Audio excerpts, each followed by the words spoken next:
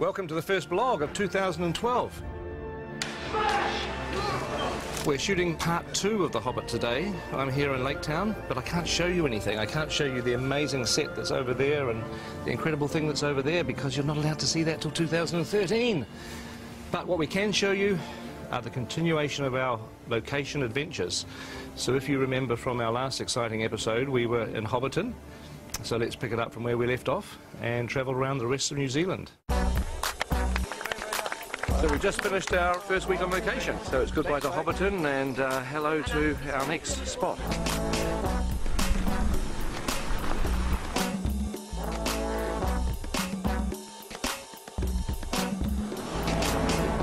Here is the weather. In Pew Pew today, it has, of course, been raining. Yeah, welcome to Denise Bluffs, people. We've brought the weather with us, which is great. We don't have the umbrellas in the movie, by the way, just in case you're wondering. No, see, the colours clash. What's kind of weird is you're on the sets in the studio and they look so real, but you come out on location, this almost looks fake, because you think this can't exist. It's just weird. It's not real, it's a trick. It's a trick. It's a trick, It's mind games. Done with mirrors.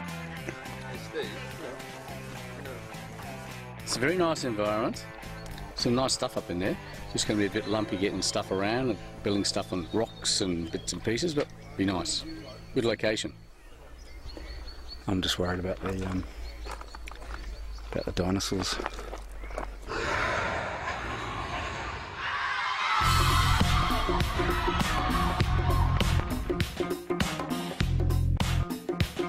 So here we are at the Tudoa ski field on the flanks of Mount Ruapehu. This is the second oldest national park in the world. Very ancient vegetation, magnificent colours, magnificent textures, but very fragile. And hence we've gone to exceptional lengths to actually make sure the impact on the site is minimised. So it's about scaffolding, it's about elevated boardwalks to keep people off the vegetation.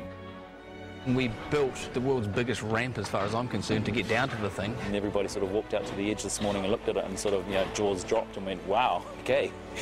So that's how we get onto set today. So this is my favourite location. It's beautiful. There's a mountain, there's a waterfall, there's a beautiful view across a valley there. It's one of those sort of archetypal Kiwi places that you think, God, New Zealand has such amazing landscapes. It's a bit sad when the grips are going faster than I am and they're carrying everything. Yeah. Andy Serkis jumped in the icy cold stream to chase the fish as Gollum about 12 years ago. Just over there.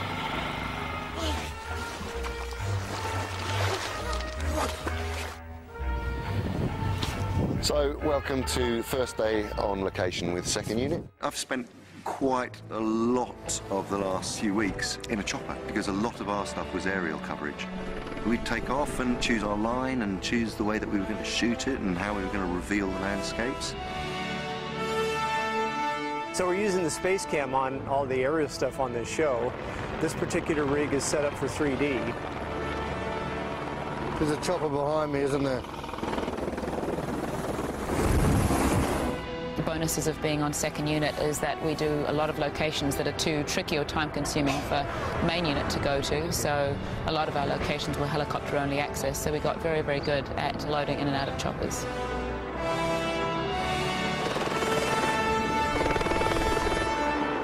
So you've got literally 2 units that are now crisscrossing the country, both the North and South Islands.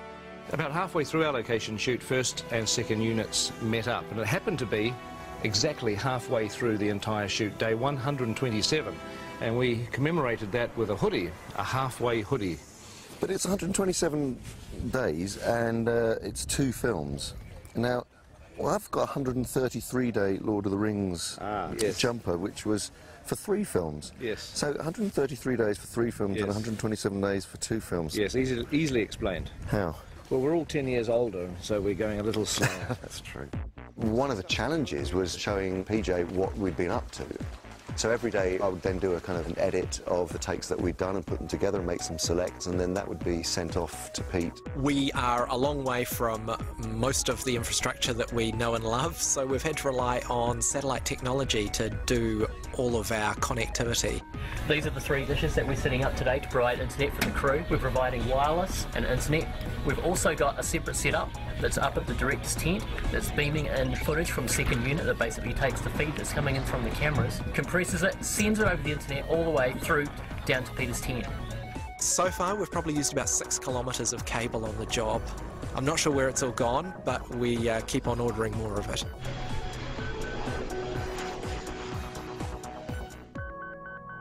Strathtyre, Central Otago. So this is a location where you can literally shoot 360 degrees every direction.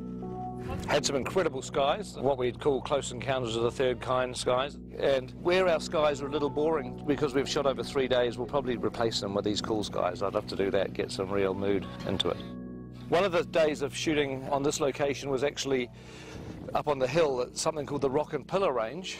If you just look over there, that's that pretty much that distant ridge line between those 2 rocks. That's what they call the Rock and Pillars, where we had to have 10 helicopters ferrying crew, cast and equipment up the mountain.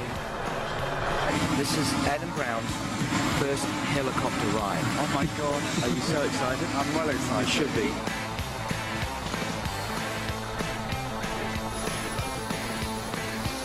He's in!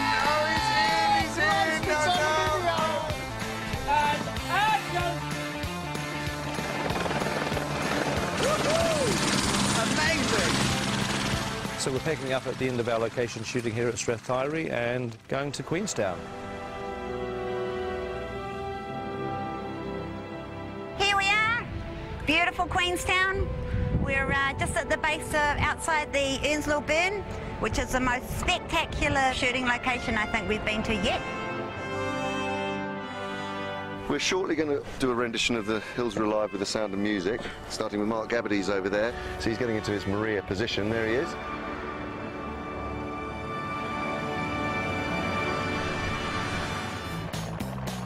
It's snow. That feet was a bad choice.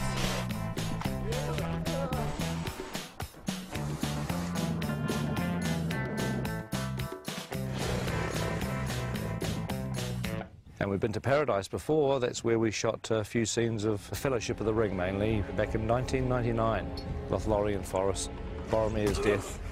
The great thing about this job, you get to see beautiful, beautiful places like this. So you don't have to feel sorry for actors that are leaving home for 7.5 weeks. We're very, very well looked after. The catering on this movie has been sensational. The numbers we were doing on location were between 300 and 400 until we got to Twizel. Then we were doing 570, 580 because we had quite a few extras there as well. We cook 100 at least kilos of meat every day. One of the guys worked out that we'd been through a ton of oranges already.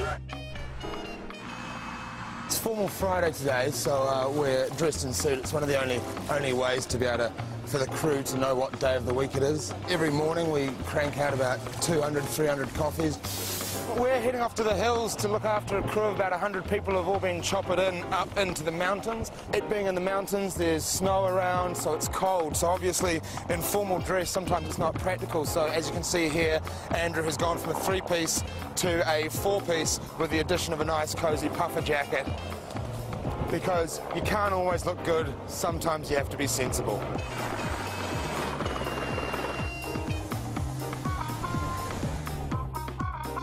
Sometimes you take for granted the scenery in the country where you live, so to come out on the road is really amazing.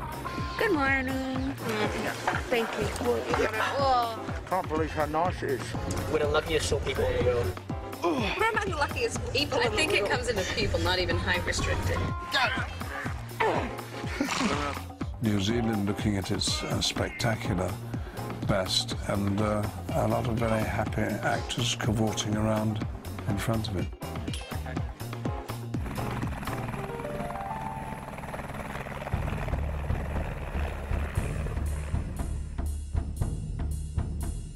Braemar Station was pretty difficult working conditions for the cast and the crew because the tussock and the ground's very uneven. This is Matagauri, a New Zealand native kind of thorn bush, which is everywhere that you ever want to walk You can't just parade through the tussocks and the rocks and the pebbles without looking. You suddenly realise that being out of doors in Middle-earth can be a difficult business, particularly when there's a pack of orcs or wargs. Dancers with wargs. Heavenly wargs. The boy who cried warg. Aliens versus wargs. I was a teenage warg.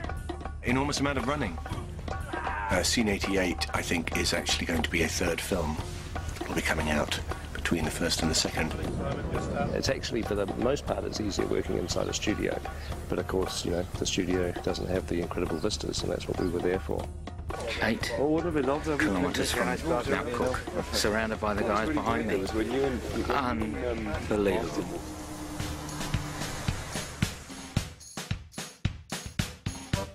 This is the Pelorus Bridge over the Pelorus River where we are shooting today. I think my favourite day on set, unquestionably, was floating down the Pelorus River in barrels. Finally going to put our dwarves in barrels. It actually looks like fun. I'd do it myself if I wasn't busy doing other things. Today we're swinging over the river. We've got some dwarves coming down in barrels. Keep going, everybody. That's good. Yeah! That was way cool, and if they ever make that a ride at any of the Warner Brothers movie worlds, lifetime pass, please. While we were at Pelorus, our location shooting came to a pretty dramatic end because the police arrived and said they were about to issue a severe weather warning. Okay, we need to shoot, please. It's raining. We need to get going. B-marker. And I've never seen a crew pack up their gear so quickly. The very next day, everywhere where we were standing, where our equipment was, our cameras, our actors, the director was under floodwater. It was incredibly dramatic. The rise in the river level was like 20, 30 feet. And that's location. Yes. Done. So that's the end of our location shooting, and we are about to go into our last 100 days, what we're calling Block 3. And look forward to talking to you again very, very soon.